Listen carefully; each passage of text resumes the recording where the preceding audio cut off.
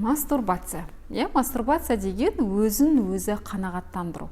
Ер азаматтың жыныс мүшесінен басқа заттарымен, не болмаса өзінің дене мүшелеріменен сол өзін өзі рахаттандыру, өзін өзі арқылы ләззат алу. Ол өте қазір актуалды сұрақтардың бірі. Енді оған жауап бере кетейін. Ол бізде вообще бола ма? Болмайды. Дін жағынан да ол шариғатта ол дұрыс емес, ол харам нәрсе. Екіншіден, осы медицинаға қатысты келетін болсақ, ол сізде соған тәуелділікке алып келуі мүмкін. Мысалға, егер де сіздің күйеуіңіз бар болса, немесе сіз жас қызсыз, алдағы уақытта күйеуіңіз болса, сіз күйеуіңіздің ешқандай мүшесін іздемеуіңіз мүмкін.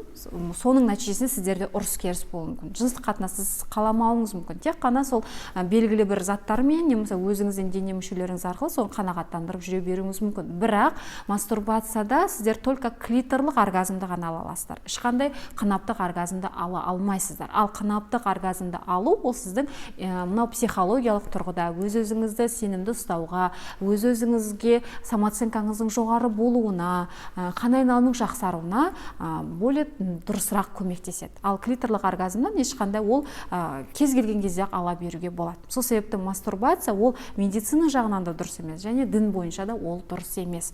Өйткені қазір сонымен қатар бізде өте көп мынандай нәрселерді белең алып келе жатыр. Мысалға, инбилдинг марафондары түрлі гинекологтар болсын, гинекологтар емес болсын, мамандарда өткізіп жатыр. И солардың көбісі осы интимдік тренажерлар дейміз, лазерлік тренажерларды. Ол жерде жұмыртқа да бар, лазерлік жаңдай тренажерлар да бар, тағы да міне соларды қолданып сен жаттығу жаса деп үйретеді. Міне бұл да мастурбацияға алып келуі мүмкін. Неге? Өйткені сіздер соны қысып жұмған кезде, сол аппаратты астыңызға салған кезде, сол жұмыртқаны астыңызға қолданған кезде, одан да сіз кайф алуыңыз мүмкін. Бұл да мастурбацияның бір түрі болып кетеді. Сол себепті бұл мастурбация именно сіздің психологияңызға кері әсер етуі мүмкін, соған тәуелділікке алып келуі мүмкін. Соның нәтижесінде сізде үйіңізде ұрыс керіс, сол өте жаңдай күшейіп кетуі мүмкін. Сол себепті қыздар мастурбациямен айналысуға болмайды. Лучше өзіңіздің ер азаматыңызбен қосылуға, сол интимдік өміріңізді жақсартуға тырысыңыздар. Дендеріңіз сау болсын.